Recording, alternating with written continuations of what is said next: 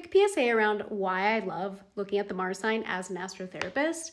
Okay, I really, really, really do. I think it can add to one's self-compassion around how you move through the world, and I'll explain. Hi y'all, my name is Lisa. I'm an astrotherapist, so I'm a licensed therapist who integrates astrology into my work with clients. So part of why I love talking about Mars these days is because one part of Mars is it shows you what is your main drive, what is one of your main motivators in this life, what gets you to move to action. And so it is really helpful to understand what your unique Mars is because everyone is so different. I'm going to give you an example.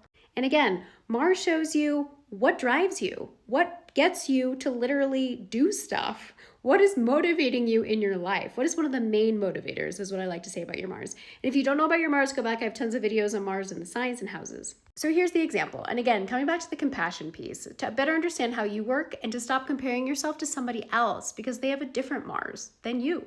So let's say, for example, you have your Mars in Taurus. Now, Taurus is known for being slow and steady, but is thinking about the long-term goal, okay? So if somebody has their Mars in Taurus, this means that they move slowly. This means that they need time to make their decisions. It might be harder for them to make changes or move to action, but that doesn't mean it's any less valuable. In fact, a Taurus is really taking their time because they really want to be certain of their next move. And that's valuable. There's nothing wrong with that. I mean, you don't want to get stuck in it and never make changes, right? That's the shadow side.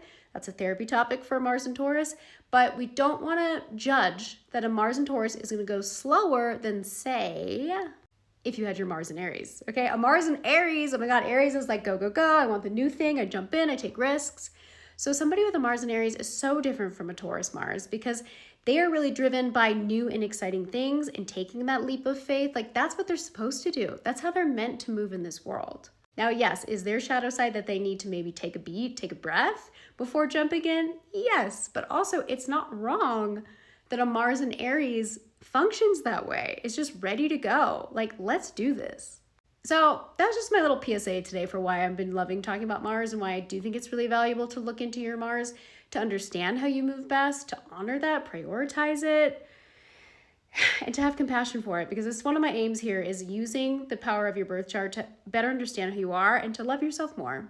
Because if there's one thing I've seen and learned as a therapist, and I know it myself personally, is we are all super hard on ourselves. So anything to help you love yourself a little bit more, I'm down.